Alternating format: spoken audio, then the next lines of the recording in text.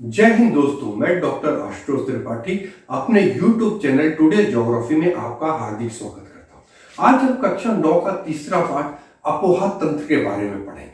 बहुत ही इंपॉर्टेंट पाठ है। इससे बहुत सारी परीक्षाओं में बहुत सारे प्रश्न पूछे जाते हैं कि कौन सी हिमालय की नदी है, कौन सी प्रायद्वीप नदी है, कौन किसकी सहायक नदी है, कौन सी नदी भ्रंश घाटी से होकर बहती है, कौन नदी एस्चुरी बनाती है, कौन डेल्टा का निर्माण करती है, विश्व का सबसे बड़ा डेल्टा किस नदी के द्वारा बनाया जाता है। इसके अलावा भारत की प्रमुख झीलें कौन कौन सी है, कौन ज्वालामुखी से निर्मित झील है, कौन लैगून के द्वारा निर्मित झील है, कौन झील सबसे बड़ी मीठे पानी की झील है। आपको सभी प्रश्नों का उत्तर इस वीडियो को देखने के बाद मिल जाएगा। वीडियो देखने से पहले आपसे आग्रह है, वीडियो को लाइक करें, शेयर करें, सब्सक्राइब करें। आइए वीडियो देखते हैं। भारत का अपोहा तंत्र।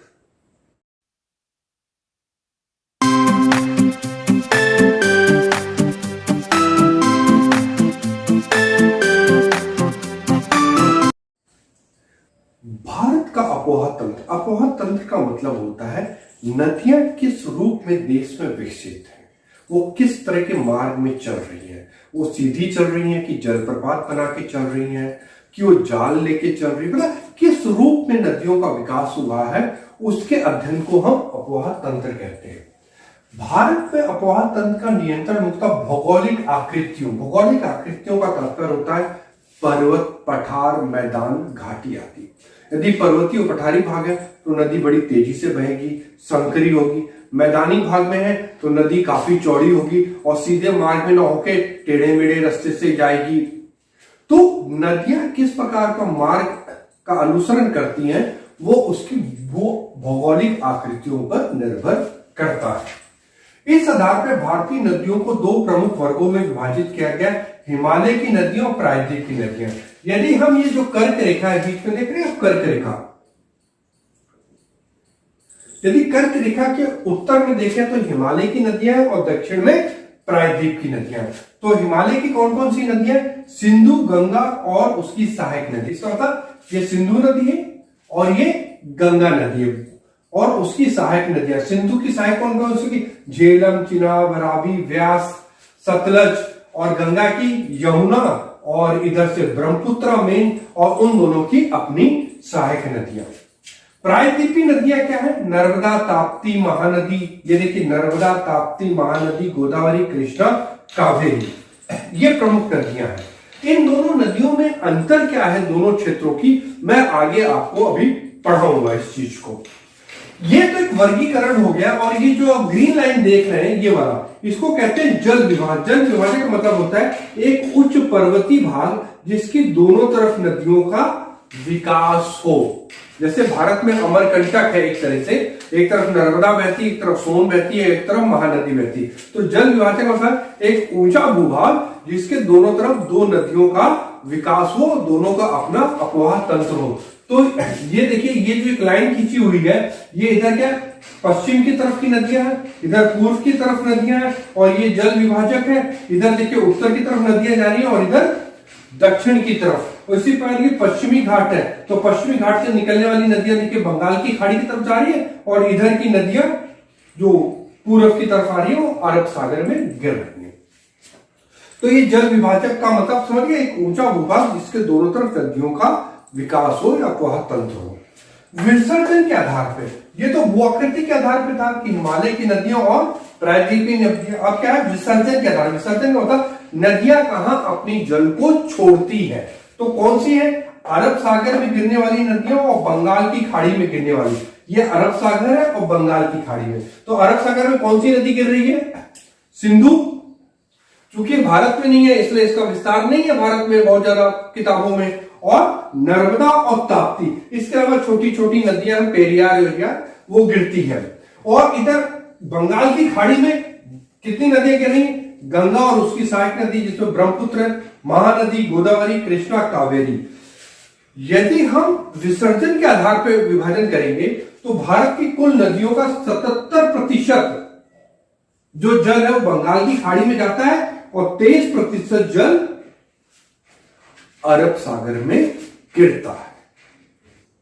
अपोहा प्रतिरूप, इसका तात्पर्य होता है कि नदी अपने उद्गम जहां से निकलती है और मुहाने जहां वो समुद्र में मिलती है, झील में मिलती है, उस मार्ग में, बहते हुए मार्ग में वो किस प्रकार की संरचना का निर्माण करती है और किस रूप में बहती है।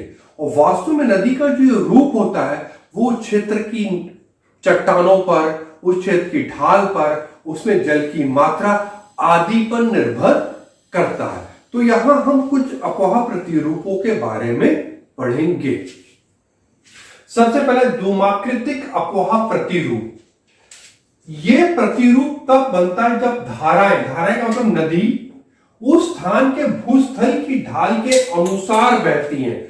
उस स्थान के भूस्थल का मतलब ढाल ऐसा है कि ऐसा है, उसके अनुरूप ही बहती है। इस प्रतिरूप में मुख्य धारा तथा उसकी सहायक नदियां एक वृक्ष की शाखाओं की भांति, ये देखिए ये मुख्य नदी है बीच में और ये देखिए सहायक नदियां आपस में मिल रही है। तो कैसे लग रहा है जैसे एक पेड़ है, उसकी बहुत सारी शाखाएं हैं, उस रूप में बहती है। इस प्रकार की जो प्रतिरूप है मुख्यतः उत्तर मैदान, गंगा के मैदान व दक्षिण भारत की नदियां इस प्रकार की प्रतिरूप का निर्माण करती हैं। दूसरा इंपॉर्टेंट है जालीनुमा अपोहा प्रतिरूप। जालीनुमा मतलब जाल के रूप में। जब सहायक नदियां मुख्य नदी से समकोण पर, ये इंपॉर्टेंट है, ये थोड़े थोड़े पॉइंट है, बेसिक पॉइंट, की पॉइंट, इसको याद रखिएगा। समकोण पर मिलती तो इसे जालीनुमा प्रतिरूप का निर्माण होता है। यह प्रतिरूप वहां विकसित होता है जहां कठोर व मुलायम चट्टानें समानांतर रूप से मिलती हैं। ये देखिए कठोर चट्टान है कटक, और ये नदी, ये मुख्य नदी है बीच की, हाँ ये देखिए समकोण पे ये आके सीधा इससे 90 डिग्री पर मिल रही है। तो इस प्रकार के प्रतिरूप कहां पे बनता है? इस प्रकार का प्रतिरूप मुख्यतः छोटा नागपुर के पठार पे, छोटा नागपुर पठार में देखने को मिलता है। नेक्स्ट इंपॉर्टेंट प्रतिरूप है आयताकार अपोहा प्रतिरूप। इसका विकास सामान्यतः उन क्षेत्रों में होता है जहां पर चट्टानों की संधियां आयत के रूप में, ऐसे ब्लॉक्स के रूप में मिलती हैं। इस प्रकार का प्रतिरूप मुख्यतः बिहार की कोसी नदी, जिसे बिहार का शोक भी कहा जाता है, और पंजाब में सरस्वती नदी इस प्रकार का अपोहा प्रतिरूप का निर्माण करती है। उसके बाद है अरी अपोहा प्रतिरूप। जब किसी केंद्रीय शिखर या गुंबद से जलधाराओं का प्रवाह सभी दिशाओं में होता है तो अरी प्रतिरूप। इसका होता है इस तरह का पहाड़ है या पठार है और नदियां चारों तरफ बहती हैं। यहाँ पे इस तरह देखिए गुंबद है, गुंबदाकार ऊपर है और नदियां चारों दिशा में बह रही है। तो इसका एक उदाहरण कौन सा था, हम लोगों ने पढ़ा था अमरकंटक, जहां से नर्मदा, सोन और महानदी निकलती है। इसके अलावा अमरकंटक के अलावा पारसनाथ की पहाड़ी और श्रीलंका में इस प्रकार का प्रतिरूप देखने को मिलता है। ये जो प्रतिरूप है इससे संबंधित प्रश्न बहुत सी परीक्षाओं में पूछे गए हैं कि अरी प्रतिरूप कहां पाया जाता है, अमरकंटक में किस प्रकार का प्रतिरूप मिलता है। जैसा कि मैंने अभी आपको पढ़ाया कि भारत में नदियों का विभाजन दो प्रमुख आधारों पर, हिमालय से निकलने वाली नदियां और प्रायद्वीपीय नदियां। आइए दोनों नदियों के मुख्य विशेषताओं को पहले पढ़ते हैं, कौन कौन सी है। हिमालयी नदी ये 12 होती है। 12 मतलब इन नदियों में साल भर जल रहता है, जबकि प्रायद्वीप की नदियां क्या होती है, मौसमी होती हैं, कि उसमें एक पर्टिकुलर मौसम में एक सीजन में ही जल रहता है। ऐसा क्यों होता है, उसका कारण जानिए कि जो हिमालय से निकलने वाली नदियां उनको दो स्रोतों से जल की प्राप्ति होती है। एक वर्षा से जो गर्मियों में होती है, ठीक है, और दूसरा ग्रीष्म ऋतु में हिम के पिघलने से। और जब मार्च अप्रैल मई में गर्मी खूब तीव्र होती है तो बर्फ के पिघलने के कारण इन नदियों को जल मिलता है, जिसके कारण इनमें पूरे साल जल रहता है। तो कौन से दो प्रमुख स्रोत हो गए, वर्षा और हिम के पिघलने से। इसके विपरीत जो प्रायद्वीपीय नदियां हैं उनको सिर्फ जल वर्षा से मिलता है, क्योंकि यहाँ के पर्वत इतने ऊंचे नहीं है कि हिम जल जम सके। जैसे पश्चिमी घाट का सबसे ऊंचा पर्वत कौन सा है, अनाईमुडी 2600 मीटर के आसपास है, और पूर्वी घाट का जो एनसीईआरटी में तो महेंद्रगिरी लिखा है और जिग्निगड्ढा है दूसरा, तो उन दोनों की ऊंचाई भी 1500-1600 मीटर के करीब है। तो यहां पे वर्ष जो जल की प्राप्ति है सिर्फ एक माध्यम से होती है, वो वर्षा या बारिश। हिमालय की नदियां अपने उत्पत्ति स्थान से लेकर समुद्र तक लंबे रास्ते का तय करती है। यदि आप देखा जाए तो मानचित्र में देखेंगे, यदि हम अभी पढ़ाऊंगा तो आपको दिखाऊंगा कि हिमालय की निकलने वाली नदी, यदि सिंधु नदी को ले लो तो करीब वो 2800 किलोमीटर है, जिसमें 1100 किलोमीटर वो भारत में बहती है। गंगा नदी का जो लंबाई है वो 2500 किलोमीटर है। इसके विपरीत जो प्रायद्वीप की नदियां हैं, गोदावरी, वो 1600 किलोमीटर है, बाकी कोई 800 किलोमीटर है, कोई 700 किलोमीटर है। इसका मतलब हिमालय की नदियां ज्यादा लंबी हैं और प्रायद्वीपीय नदियां कम लंबी है। ये नदियां अपने ऊपरी भागों में पर्वतों पे अपरदन द्वारा वी आकार की घाटी।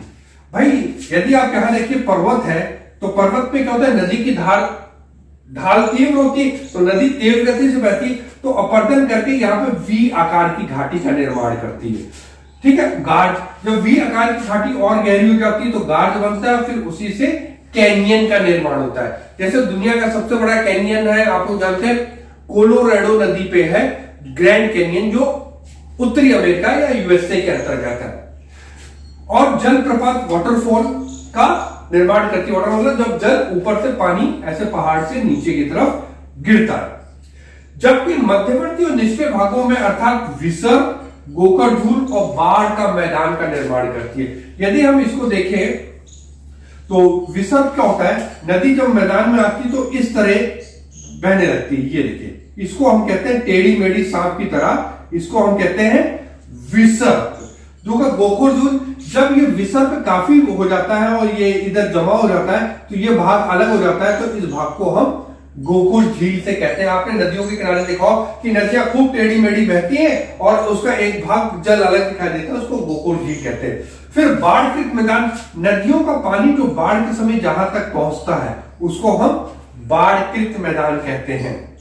और डेल्टा, जो अधिकांश नदियां जो भारत में है, समुद्र में गिरने से पहले अपने लाए गए अवसादों को पूर्णतः जमा कर देती हैं इस तरह का, और उससे बनी आकृति को हम डेल्टा कहते हैं। वास्तव में जो डेल्टा है वो ग्रीक भाषा का शब्द है अल्फा बीटा गामा डेल्टा। तो जो चौथा शब्द है डेल्टा, उसके आकार की ये लगभग आकृति होती है। इसके विपरीत यहां पे देखिएगा, प्रायद्वीप की दो नदियां नर्मदा और ताप्ती भ्रंश घाटी से, भ्रंश घाटी क्या होता है, ये देखिए, ये इस तरह होता है, इस तरह इनका निर्माण होता है।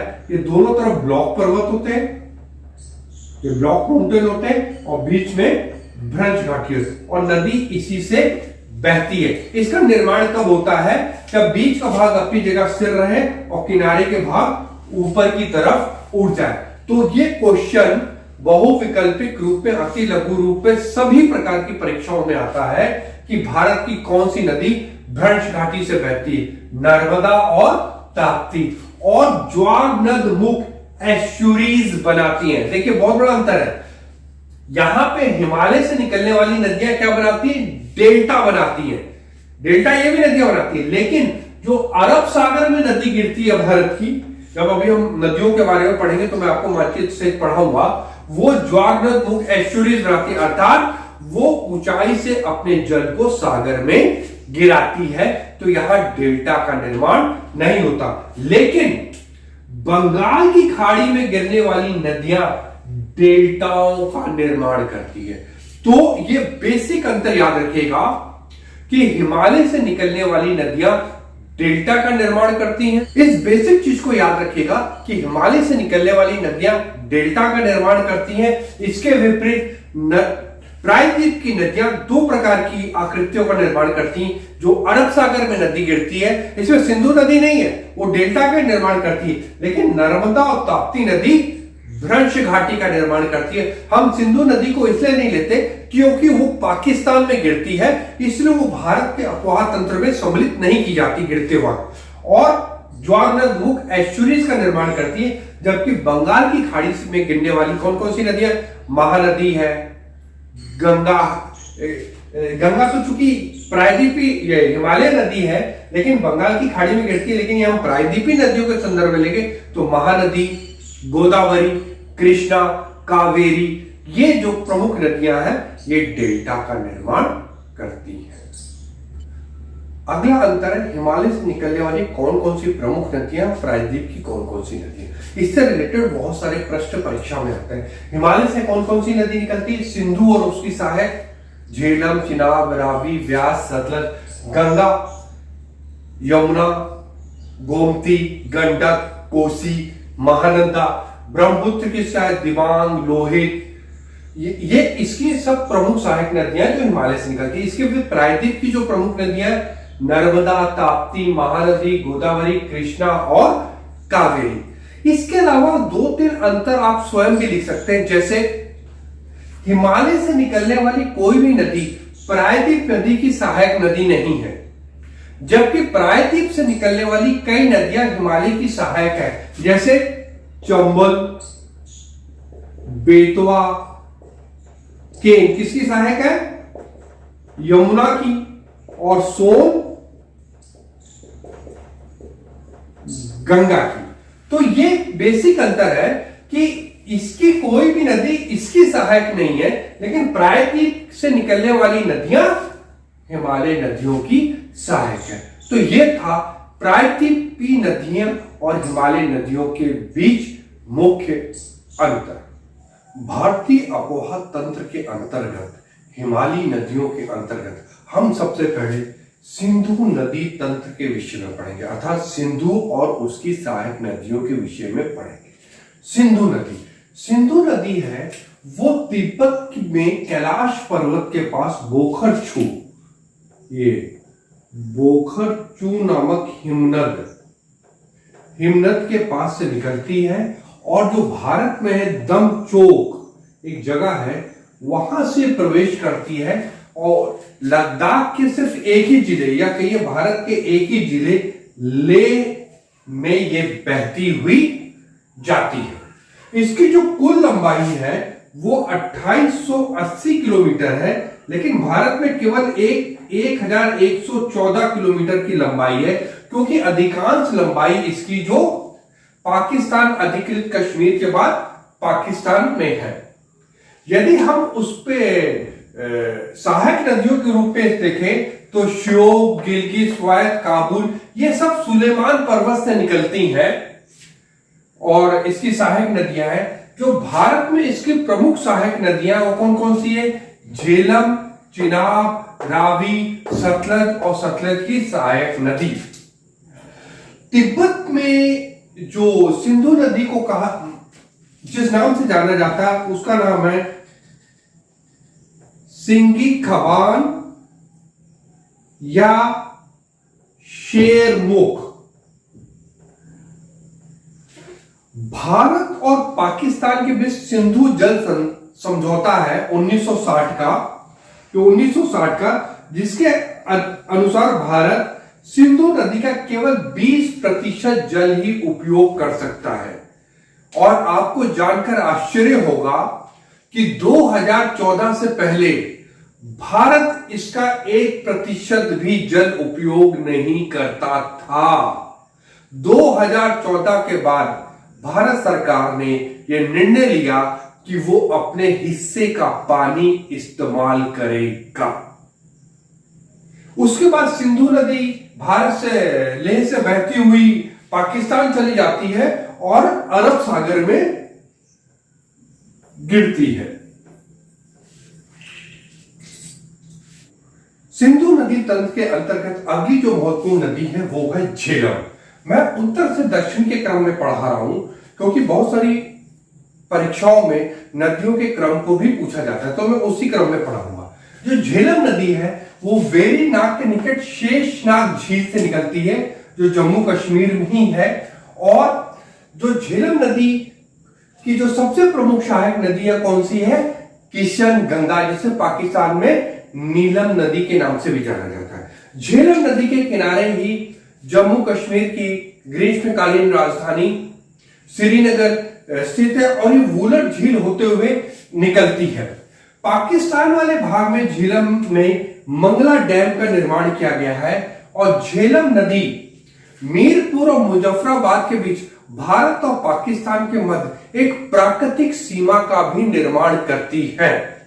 और जो सबसे इंपॉर्टेंट चीज है आपको झेलम नदी में याद रखना है वो है कि यहां 3 परियोजनाएं हैं, किशनगंगा, तुलबुल और उरी। तीसरी और महत्वपूर्ण नदी है चेनाब। चेनाब सिंधु की सबसे बड़ी सहायक नदी है, इसको याद रखना। और भारत में इसकी कुल लंबाई है 1180 किलोमीटर। ये 2 नदियों के चंद्र और भागा बारालाचा, ये जो दर्रा है इसके दोनों तरफ से निकलती चंद्र और भागा नदी हिमाचल प्रदेश के केलांग के निकट तांडी में ये दोनों नदियां आपस में मिलती है और चेनाब का निर्माण करती है।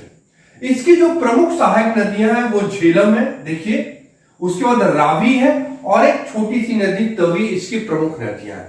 जो प्रमुख जल विद्युत परियोजनाएं जो ये चेनाब नदी पे है वो है सलाल, दुलहस्ती और बगलीहार। इसको बहुत अच्छी तरह रट लीजिएगा कि कौन कौन इंपॉर्टेंट परियोजनाएं किस किस नदी में है।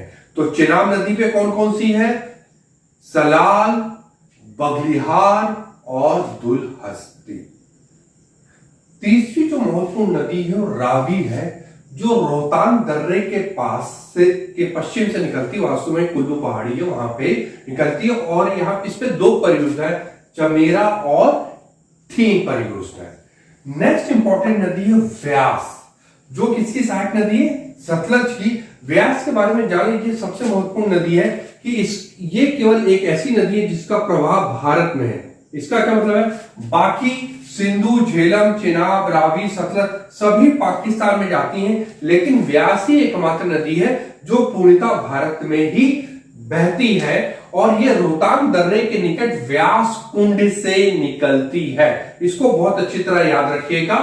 और हरिके बैराज क्या है? वो जगह है जहां व्यास और सतलज नदियों का संगम होता है। यहाँ पे हरिके बैराज यहीं से इंदिरा गांधी नहर निकाली गई है जो पश्चिमी राजस्थान तक गई है और ये भारत की सबसे बड़ी सिंचाई परियोजना है।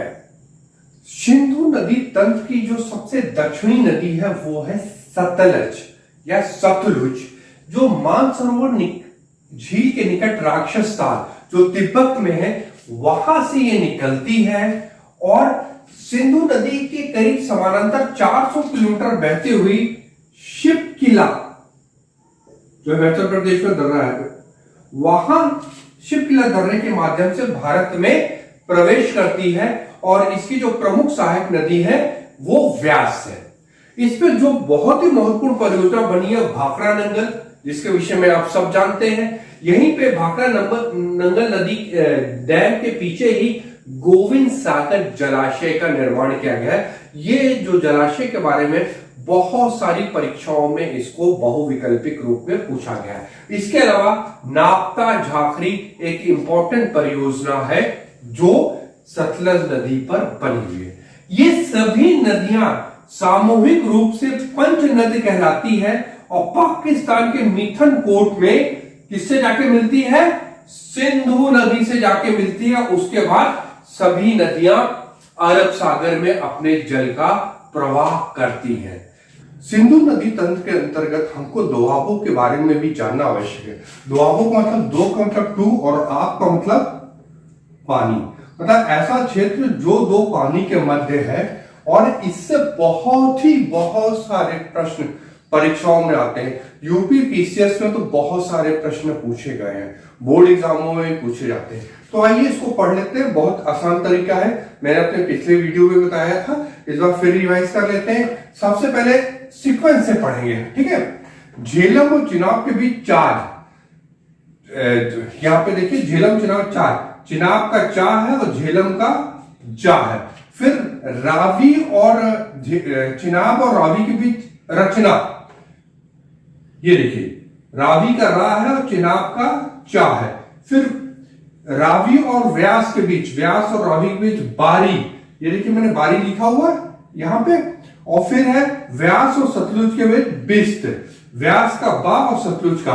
और ये सिंधु झेलम और चिनाब के बीच सिंधु सागर। इन दोआबों को रट लेना है। जो ये तरीका बताया है कि नदियों के पहले दो शब्दों से या एक शब्द से इन दोआबों का नाम पड़ा है। ये था सिंधु नदी तंत्र। इस वीडियो को देखने के बाद निश्चित रूप से आप कोई भी ऐसा प्रश्न नहीं होगा जो आप इसके संदर्भ में नहीं कर पाएंगे। आपको वीडियो कैसे लगा कमेंट बॉक्स में अवश्य लिखिएगा और प्लीज प्लीज वीडियो को शेयर करें, लाइक करें और सब्सक्राइब करें। जय हिंद।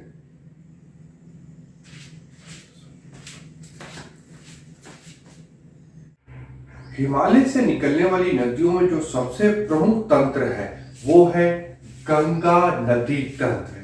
ये भारत का सबसे बड़ा अपवाह तंत्र है। इसको बहुत अच्छी तरह आप याद रखिएगा। गंगा जो भारत की सबसे पवित्र और पौराणिक नदी है, वो भागीरथी के रूप में गंगोत्री, जो उत्तर काशी में के गौमुख है, वहां के गंगोत्री हिमनद से निकलती है, तब इसका नाम भागीरथी होती है। और जब ये देवप्रयाग में अलकनंदा से मिलती है, तब ये जाके गंगा बनती है। अलकनंदा में और भी बहुत सारी नदियां मिलती हैं, जैसे विष्णु प्रयाग में धौली गंगा, कर्ण प्रयाग में पिंडार और रुद्र प्रयाग में मंदाकिनी। प्रयाग का मतलब होता है जहां पे दो नदियों का संगम हो, इसलिए प्रयागराज कहा जाता है, क्योंकि वहां गंगा जमुना दो बड़ी नदियों का संगम है। गंगा नदी फिर नीचे आती है जब, तो रामगंगा मिलती है, गाजीपुर में गोमती मिलती है, छपरा में घाघरा मिलती है, हाजीपुर में गंडक मिलती है, भागलपुर में कोसी मिलती है। इसी प्रकार पटना के पास सोन नदी मिलती है। ये तो गंगा की सहायक नदियां हैं। जो इधर से जो दाएं तरफ से आती, जो सबसे प्रमुख नदी मिलती है, वो जमुना है, जो यमुनोत्री बंदरपूछ श्रेणी में यमुनोत्री के पास से निकलती है। बंदरपूछ श्रेणी, ठीक है, वहां से यमुनोत्री से निकलती है और प्रयागराज में मिलती है, में गंगा जी से मिलती है। गंगा में मिलने से पहले कौन कौन सी उसकी सहायक नदियां? चंबल, जिसमें बानस और काली सिंध, बेतवा, केन, ये प्रमुख नदियां हैं जो गंगा से आकर मिलती है। गंगा की जो कुल लंबाई है 2525 किलोमीटर है, जिसमें जो सर्वाधिक लंबाई है 450 किलोमीटर, वो कहां पे है? उत्तर प्रदेश में। उसके बाद करीब 450 किलोमीटर के लगभग ये वेस्ट बंगाल में है, और फिर उत्तराखंड में ये 110 किलोमीटर है उत्तराखंड में। इसका मतलब गंगा नदी की जो सबसे ज्यादा लंबाई है वो कहां पे है? उत्तर प्रदेश में। गंगा नदी से जब ये सारी सहायक नदियां मिलती हैं, तो इसमें दो चीजें बहुत इंपॉर्टेंट रखनी है कि भारत में जो गंगा की सबसे पूर्वी सहायक नदी है, जो पूर्व में आके सबसे मिलती है, वो कौन सी है? महानंदा। और इन सारी नदियों में गोमती इकलौती नदी है जो मैदानी भागों से पीलीभीत से निकलती है। बाकी सारी सहायक नदियां जो इधर बाएं किनारे आपको मिल रही है, वो हिमालय पर्वत से आके मिलती है। इधर जमुना की जितनी सहायक नदियां, चाहे चंबल हो, बानस हो, काली सिंध, बेतवा के, ये प्रायद्वीप पठार से निकलती है। और गंगा की एकमात्र सहायक नदी सोन, वो प्रायद्वीप पठार से निकलती है। कहां से निकलती है? हम लोगों ने पढ़ा था पिछले पार्ट में, अमरकंटक से सोन नदी निकलती है। ये जब आती है फरक्का बैराज पे, तो ये दो भागों में बढ़ जाती है। एक हुगली नाम की वितरिका, हम लोगों ने पढ़ा ना वितरिका कि समुद्र में गिरने से पहले बहुत सारे अवसादों के जमाव के नदी कई धाराओं में बढ़ जाती, तो वितरिका। तो एक हुगली नाम से वितरिका जाते बंगाल की खाड़ी में गिरती है, फिर ये बांग्लादेश में प्रवेश करती है, जहां पे इसको पद्मा नाम से जाना जाता है। फिर ब्रह्मपुत्र नदी, जो बांग्लादेश में जमुना नाम से जानी जाती है, ये भारत में यमुना है, बांग्लादेश में ब्रह्मपुत्र को जमुना नाम से जानी जाती है। वो आके जब इससे गंगा से मिलती है तो इसका नाम मेघना होता है, और मेघना के रूप पे ही ये समुद्र में गिरती है और क्या बनाती है, सुंदरबन का डेल्टा। ये सुंदरबन का डेल्टा रॉयल टाइगर का भी क्षेत्र है, अर्थात सफेद शेरों का भी क्षेत्र है। यह सुंदरबन क्यों पड़ा, क्योंकि यहां पे सुंदरी नाम की लकड़ी बहुत अधिक पाई जाती है। जो बांग्लादेश में जब प्रवेश करती है तो एक धारा, तो मैंने बताया हुगली नाम से, एक धारा भागीरथी के नाम से उसमें बांग्लादेश में प्रवेश करती है। अलकनंदा के ही किनारे बद्रीनाथ जो हमारा एक धार्मिक स्थल है शिव जी का, वो स्थित है। दूसरी बात है कि 2-3 चीजें आपको गंगा जी के बारे में और जाननी है कि 2008 में इसको राष्ट्रीय नदी का दर्जा दिया गया था। ये याद रखिएगा, 2008 में गंगा नदी को राष्ट्रीय दर्जा का, और 2017 में इसको जीवित मानव, उत्तराखंड हाईकोर्ट ने 2017 में जीवित मानव का दर्जा गंगा और जमुना दोनों नदियों को दिया गया था। यहीं पे गंगा नदी की जो प्रमुख धारा है भागीरथी, उसी पे क्या बना हुआ है, टिहरी बांध बना हुआ है, जो बहुत ही सेंसिटिव बांध है। रिक्टर स्केल पे कहा जाता है कि वो 7 से 8 रिक्टर स्केल तक के भूकंप को सह लेगा, लेकिन उससे ज्यादा आएगा तो बहुत बड़ा विनाश होगा यदि टिहरी डैम है। एक मान्यता है और कई पुस्तकों में इसको लिखा है कि टिहरी डैम वास्तव में वहां बना है जहां पे इंडो और यूरेशियन प्लेट आपस में टकरा रही है, फॉल्ट लाइन के ऊपर बना है। इसी प्रकार फरक्का बांध बना हुआ है। फरक्का बांध जो है वो सुंदरबन जो डेल्टा है उसका उत्तरी बिंदु कहलाता है। सुंदरबन डेल्टा का उत्तरी बिंदु मतलब फरक्का बैराज से ही गंगा नदी का डेल्टा आरंभ हो जाता है। ये बैराज क्यों बनाया गया था, ये बैराज इसलिए बनाया गया था ताकि कलकत्ता में गंगा नदी या हुगली, जिसको नाम से हम जानते हैं हुगली, ये देखो हुगली ना, वहां पे इतना पानी रहे ताकि शिप आसानी से समुद्र से कलकत्ता सीपोर्ट डायमंड हार्बर तक आ सके। तो गंगा नदी के विषय में 2-3 चीजें बस आपको याद रखनी है। कहां से निकलती है, दाएं किनारे से कौन सी नदी आके मिलती है, बाएं किनारे से कौन सी नदी मिलती है, बांग्लादेश में प्रवेश करती है तो उसका नाम क्या होता है, और जब ब्रह्मपुत्र मिलती है तो उसका क्या नाम होता है। हिमालय से निकलने वाली नदियों का जो तीसरा महत्वपूर्ण नदी तंत्र है वो है ब्रह्मपुत्र नदी तंत्र। ब्रह्मपुत्र नदी वास्तव में तिब्बत में कैलाश पर्वत के पास मानसरोवर झील के पास चेमायुंगडुंग हिमनद से निकलती है, और तिब्बत में इसको सांगपोक नाम से कहते हैं, और ये महान हिमालय के समानांतर 1100 किलोमीटर तक बहती है। उसके बाद नामचा बरवा पर्वत के पास ही यू टर्न लेके अरुणाचल प्रदेश के सदिया से भारत में प्रवेश करती है, तो इसका नाम होता है सियांग। जब इस सियांग पे दिबांग और लोहित नदी आपस में मिलती है तब ये ब्रह्मपुत्र कहलाती है असम में। इसकी जो प्रमुख सहायक नदियां कौन कौन सी, तिस्ता जो बांग्लादेश में जाके इसको मिलती है, संकोश, मानस, रंगा, सुबनसिरी, दिहांग, कपिली और धनसिरी। तिस्ता नदी के मिलने के पश्चात ये जमुना कहलाती है। बांग्लादेश में नाम है, याद रखिएगा, जमुना कहलाती है। और जब गंगा या पद्मा नदी इससे आकर मिलती है तो मेघना के रूप में सुंदरबन डेल्टा का निर्माण करती है। यहां पे 2-3 चीजें याद रखना है जो मैं पहले भी पढ़ा चुका हूं कि यहां पे विश्व का सबसे बड़ा नदी द्वीप माजुली स्थित है। उसके अलावा असम में ही ब्रह्मपुत्र नदी पे ही भारत का राष्ट्रीय राजमार्ग, जल राजमार्ग सदिया से धुबरी तक, यहाँ पे सदिया से धुबरी तक नेशनल वाटरवे नंबर 2 स्थित है।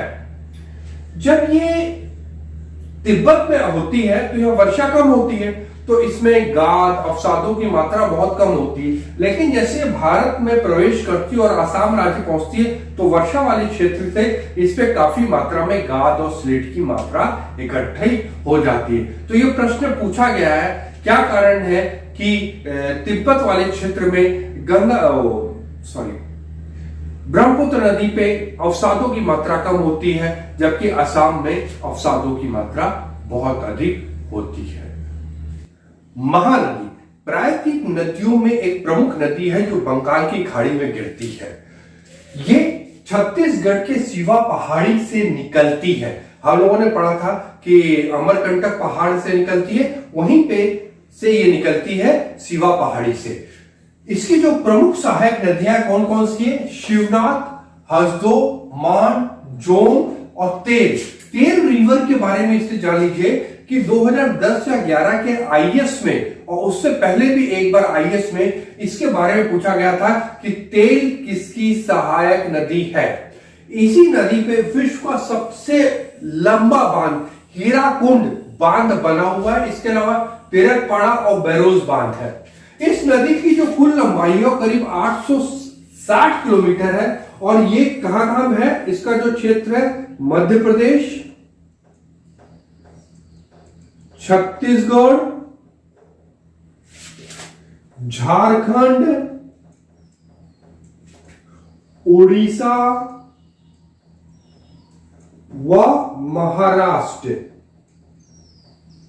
महाराष्ट्र से इसकी सहायक नदियों के संदर्भ में होता है। मध्य प्रदेश और छत्तीसगढ़ में इसके कुल अपवाह क्षेत्र का 53% पाया जाता है और ये नदी बंगाल की खाड़ी में गिरने से पहले चिल्का झील के पास अपने डेल्टा का निर्माण करती है।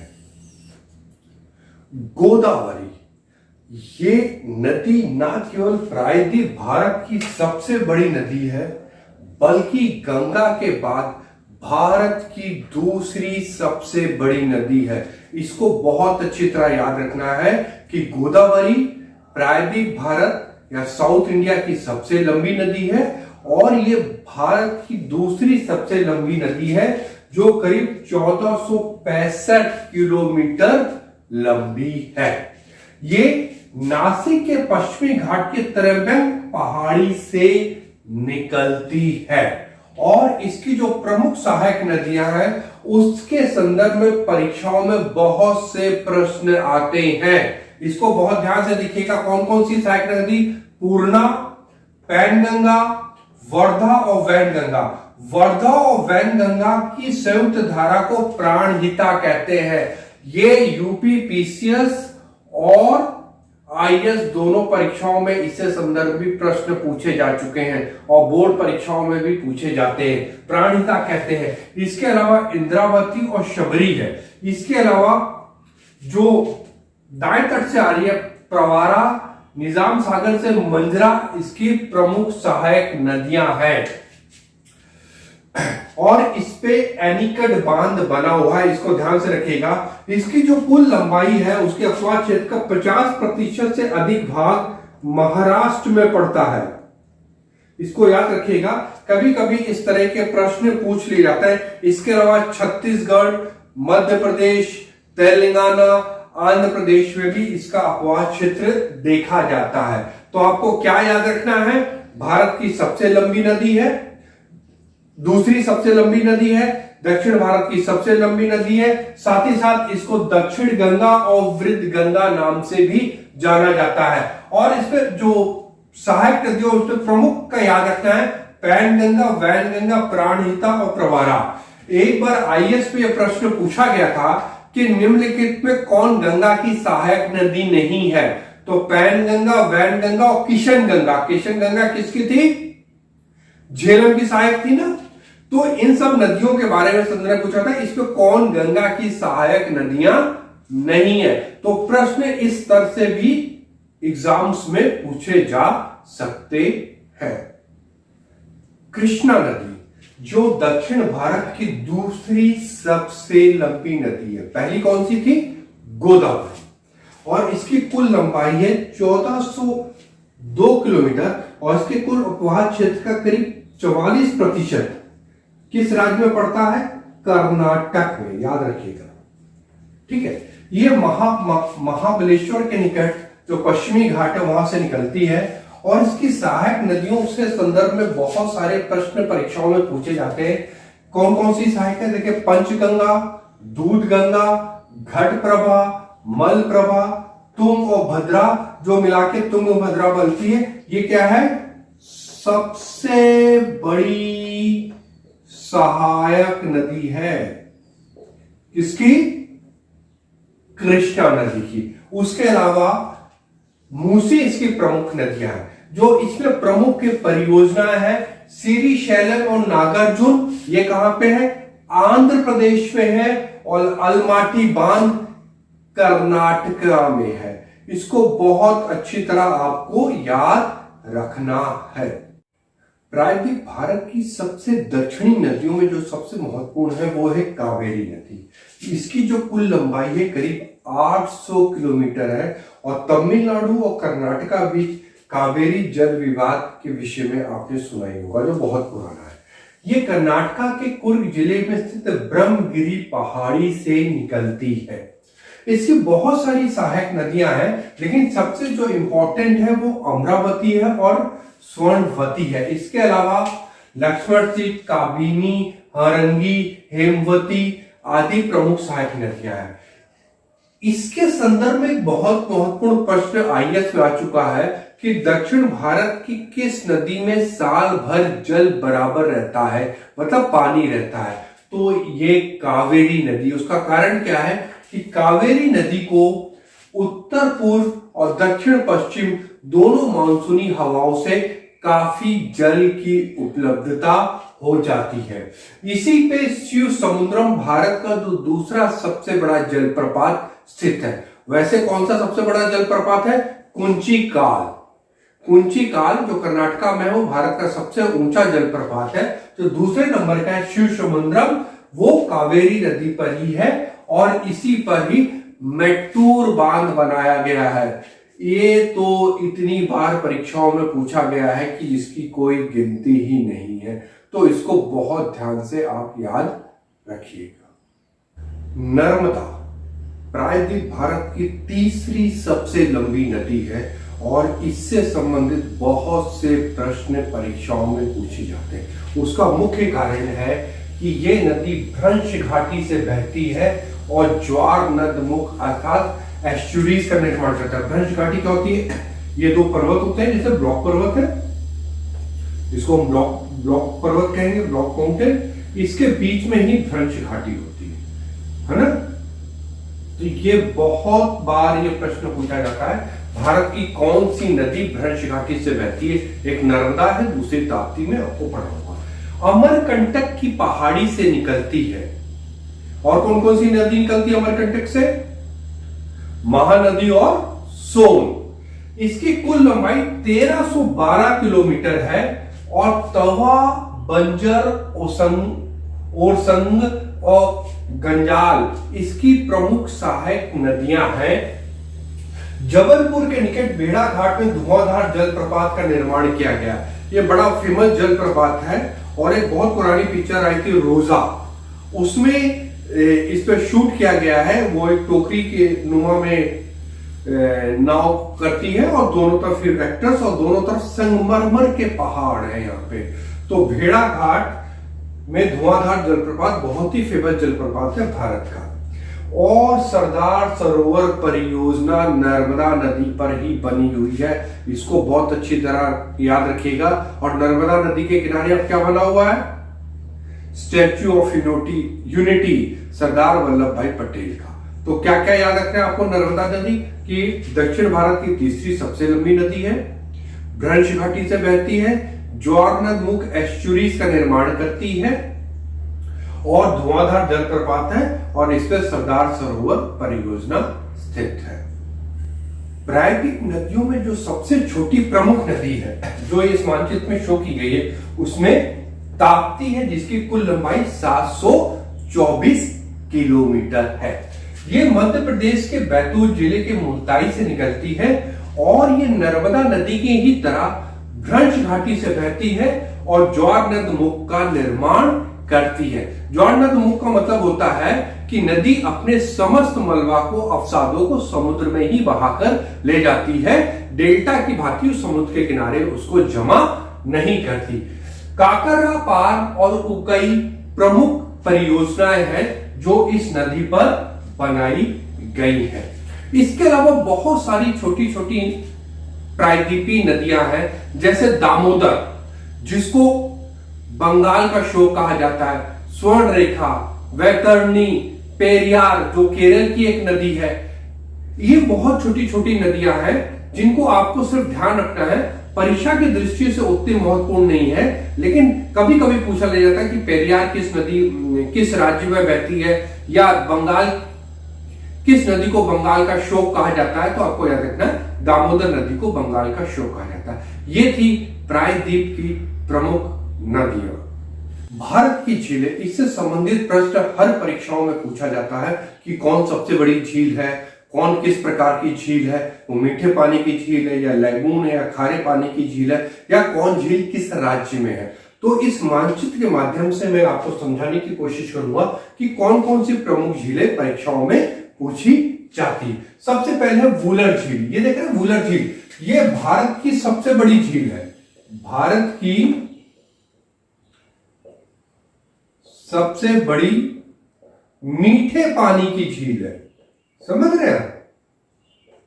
ये वुलर झील है जम्मू कश्मीर। इसके अलावा डल झील भी एक बहुत बड़ी झील है। उसके अलावा ये जो लद्दाख में पोंगोंग सो, ये आपने अभी बहुत सुना होगा। भारत और चीन के संबंध में इस झील के ही किनारे काफी लड़ाई झगड़ा हुआ था और करीब 20 के करीब भारतीय शहीद हो गए थे। इसी पोंगसो झील और तोसो मुरारी झील, ये कौन सी लवण झील है। लवण झील का मतलब यहां नमकीन झील है, ये मीठे पानी की झील नहीं है। इसके अलावा यहां पर उत्तराखंड में भीमताल, नैनीताल और ये सामर झील, देख रहे हैं यहां नमक बनता है। इस पे ध्यान रखिएगा, ये राजस्थान में सामर झील है जिससे नमक बनता है। इसके अलावा और दक्षिण में आएगा तो महाराष्ट्र में लोनार झील है, ये ज्वालामुखी निर्मित है। ये बहुत बार प्रश्न पूछा गया है। ये ज्वालामुखी निर्मित झील है जो महाराष्ट्र में है। इसके अलावा आगे दक्षिण में आइए तो वेवनाथ झील है। ये भारत की सबसे लंबी झील है, इसको याद रखिएगा। एक झील क्षेत्रफल के संदर्भ में होती है और एक झील लंबाई के संदर्भ में। तो ये भारत की सबसे लंबी झील है और इसी में वेलिंगटन द्वीप स्थित है। वेलिंगटन द्वीप फौज की दृष्टि से बहुत इंपॉर्टेंट है। यहां पे लड़ाई के तरीकों के बारे में बताया जाता है, उसकी ट्रेनिंग दी जाती है। विदेशों तक के आर्मी, एयरफोर्स, नेवी के ऑफिसर यहां पे ट्रेनिंग लेने आते हैं वेलिंगटन द्वीप में। इसके बाद ये तेलंगाना में हुसैन सागर है, हैदराबाद में। फिर पुलिकट झील है, ये लैगून है, खारे पानी की झील है। और कोलेरू, ये गोदावरी और कृष्णा नदी के बीच में ये झील है, डेल्टा क्षेत्र में है, तो ये मीठे पानी की झील है। इसके अलावा चिल्का उड़ीसा में, जो मैंने पहले भी बताया था, एक लैगून है और ये भारत की सबसे बड़ी लैगून है। इसके बारे में आपको याद रखना है।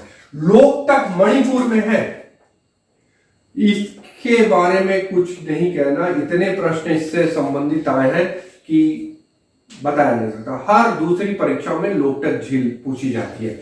यहां पे केबुल लामजौ नेशनल पार्क है, यह विश्व का एकमात्र तैरता हुआ नेशनल पार्क है या राष्ट्रीय पार्क है। इसके अलावा सोंगमो, यह सिक्किम में स्थित एक महत्वपूर्ण झील है।